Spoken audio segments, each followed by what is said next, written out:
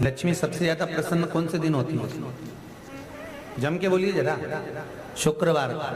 तो शुक्रवार को लक्ष्मी सबसे ज्यादा प्रसन्न क्यों होती है? उसका प्रसन्न होने का कारण क्या था?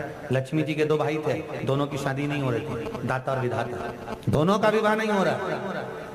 और दाता विधाता के लिए लक्ष्मी बड़ी परेशान थी, रोज नारायण से कहती थी प्रभु कुछ कृपा करिए, दाता विधाता का विवाह नहीं हो रहा, उम्र होती चली जा रही, इनका कुछ करिए प्रभु, आप नारायण आप कुछ तो कर सकते हो। भगवान नारायण ने तब लक्ष्मी से कहा एक काम करो, बेलपत्री के पेड़ के नीचे बैठकर लक्ष्मी तुम अनुष्ठान करो तुम्हारे भाइयों के विवाह के लिए। इसलिए आज भी हमारे हिंदू धर्म की रीति है कि बेलपत्री के पेड़ के नीचे शाम के समय लक्ष्मी का वासा होता है। इसलिए लोग इस बेलपत्री के पेड़ के नीचे तुम्हारा रात्रि को शाम को 6 बजे से लेकर रात्रि को 8 बजे तक तुम्हारा निवास होगा। जैसे पीपल के पेड़ में देवताओं का निवास आप लोगों ने यदि पद्म पुराण पढ़ी होगी या सुनी होगी तो उसमें स्पष्ट कहा है। पीपल के वृक्ष की गणना ध्यान देना, पीपल के वृक्ष में सुबह 4 बजे से लेकर 7 बजे तक ब्रह्मा जी का वासा होता है। पीपल के वृक्ष में सुबह 7 बजे तक ब्रह्मा जी का वासा, 7 बजे से लेकर 10:30 बजे तक पीपल के वृक्ष में भगवान विष्णु का वासा होता है। कितनी बजे तक? 10:30। 10:30 से लेकर 11:30 12 बजे तक पीपल के वृक्ष में पितरों का वासा होता है। इसलिए हमारे यहाँ पितरों को श्राद्ध पक्ष में जो भोजन कराया जाता है वो 10:30 से 12 के बीच में कराया जाता है। 12 बजे के बाद पीपल के वृक्ष में दोपहर के 1:30 बजे तक आहूतों का वासा रहता है। आहूत कौन? जो गर्भ में शांत हो गए, जो कुंवारी अवस्था में शांत हो गए, जो जन्म लेने के बाद उनका विवाह नहीं हुआ और शांत हो गए, उन आहूतों का वासा उस पीपल के वृक्ष में दोपहर में 1:30 बजे तक रहता है। उसके बाद में प्रेतों का वासा चालू होता है। इसलिए दोपहर के समय पीपल के पेड़ की परिक्रमा नहीं होती। फिर शाम को 4 बजे से 7 बजे तक पीपल के वृक्ष में शंकर जी का वासा होता है। इसलिए शाम के समय पीपल की परिक्रमा नहीं होती।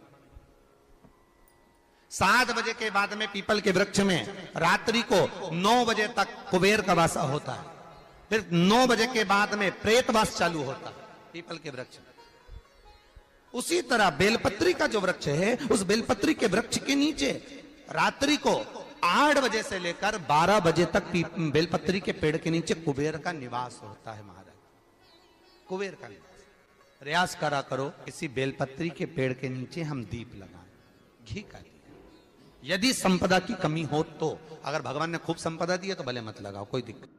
महामृत्युंजय मंत्र का यदि आप जाप करते हो और आपको मालूम पड़ गया कि शरीर में मुझे ये रोग हो गया है, मुझे शुगर हो गया है, मुझे बीपी हो गया है, मेरा ब्लड प्रेशर ऊंचा नीचा रह रहा है, कोई भयंकर रोग, मेरे रिश्तेदार को कोई कैंसर जैसा रोग हो गया, किसी को कोई थायराइड हो गया, किसी को कोई किडनी और लीवर में सूजन हो गई, किसी को कहीं किडनी और लीवर में तकलीफ हो गई, तो शिव महापुराण की कथा कहती है, नवग्रह शिव महापुराण की कथा कहती है कि बेलपत्री के वृक्ष के नीचे महामृत्युंजय मंत्र का जाप जो शुक्रवार की शुक्रवार घी का दिया लगा कर करता है, उसके रोग बाबा देवाधिदेव महादेव समाप्त करते चले जाते हैं। ये संजीवनी मंत्र शुक्रवार के दिन भगवान शंकर को शुक्र को दिया था, इसलिए उसकी प्रधानता।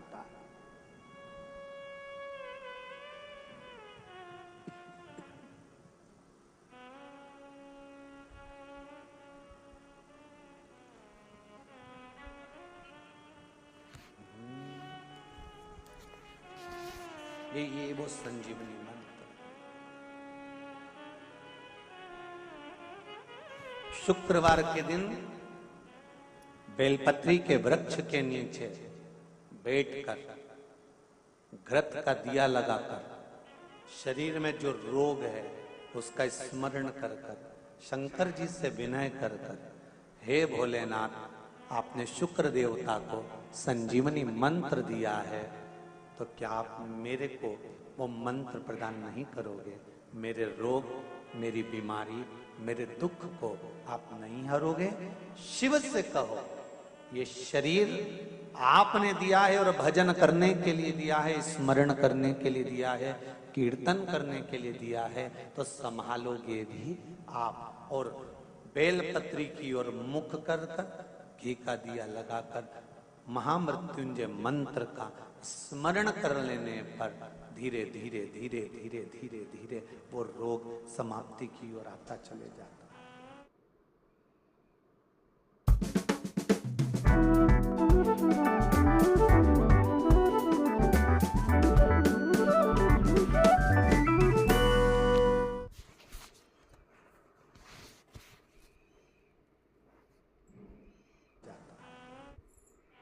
शंकर भगवान को तुलसी नहीं चढ़ती, केवल एक बैकुंठ चतुर्दशी के दिन चढ़ती है, वो भी रात्रि के समय पर 12 से 4 के बीच में। पर शंकर भगवान को तुलसी नहीं चढ़ती। पर पद्म पुराण कहती है कि शंकर भगवान के मंदिर के बाहर जो तुलसी का वृंद लगाया जाता है, शिव जी के मंदिर के बाहर जो तुलसी का पौधा लगा रहता है या लगाया जाता है, उस तुलसी के पौधे में जितनी मंजरियां लगती हैं, उस मंजरियों में जितने दाने लगते हैं, उतने दाने गिन लिए जाएं और उतने समय का बैकुंठ का वास उस मनुष्य को प्राप्त हो जाता है मृत्यु के बाद।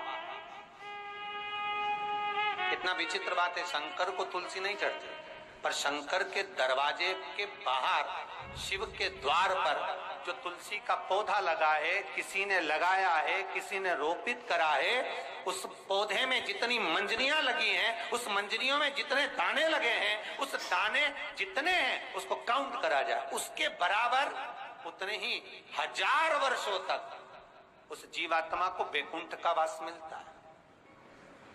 क्यों? उसकी कथा भी यहां पर वर्णन है। जब भगवान विष्णु सामने शंकर के बैठे थे और भगवान शिव ने जब सत्यनारायण नाम रख दिया था, तब भगवान विष्णु शिव से कहते हैं नारायण। भगवान शंकर से कहते हैं भोलेनाथ, त्रिकालदर्शी, कैलाशी, अविनाशी, हे शिव।